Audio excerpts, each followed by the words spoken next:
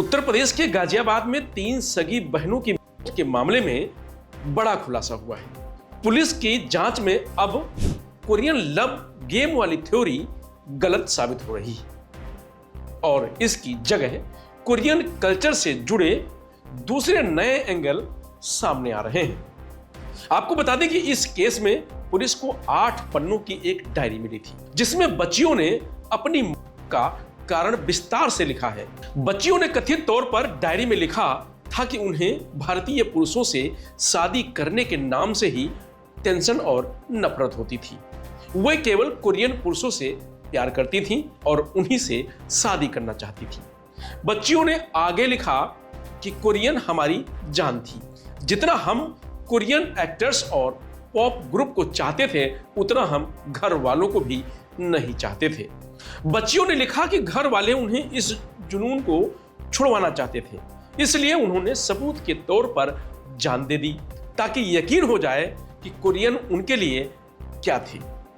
पिता चेतन कुमार ने दावा किया था कि बच्चियां 50 टास्क वाला कोई कोरियन गेम खेल रही थी, जिसका आखिरी टास्क था। हालांकि पुलिस जांच में कोरियन गेम जैसा कुछ भी सामने नहीं आया है। पुलिस का मानना है कि लड़कियां कोरियन कल्चर, सिनेमा, म्यूजिक, पहनावा से अत्यधिक प्रभावित थी, न कि किसी गेम से।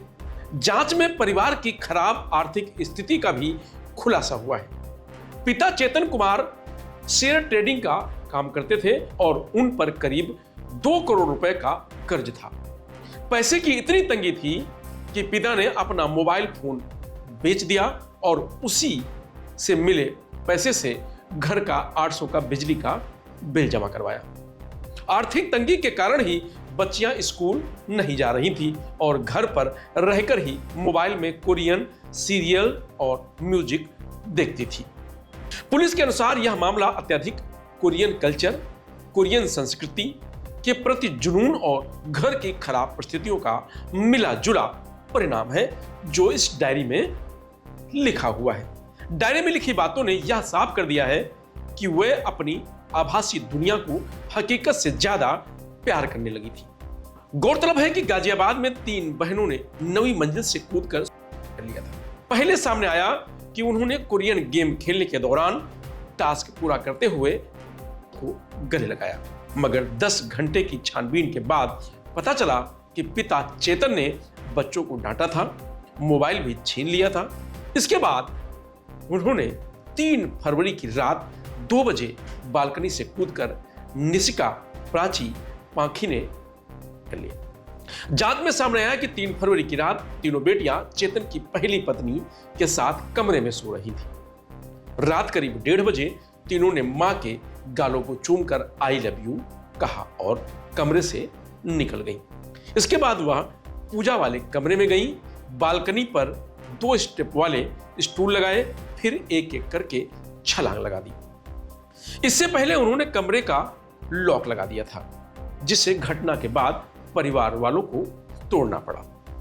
पुलिस की जांच में आया है कि चेतन अपने कारोबार में 2 करोड़ रुपए का घाटा झेल चुका था, जिससे परिवार में कलेश होता था।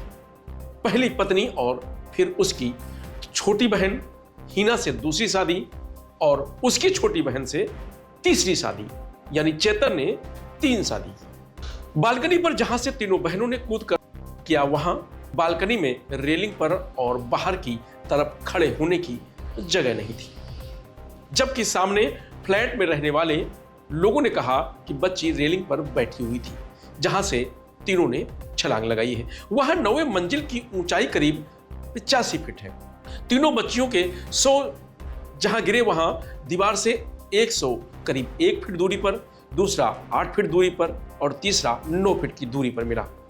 इतनी ऊंचाई से आखिर दीवार से सटकर 100 का मिलना संदेह पैदा कर रहा है और पुलिस इसी की जांच कर रही है। तो गाजियाबाद केस में एक के बाद एक नए खुलासे हो रहे हैं और तीनों बच्चियों के पिता चेतन शक के घेरे में हैं।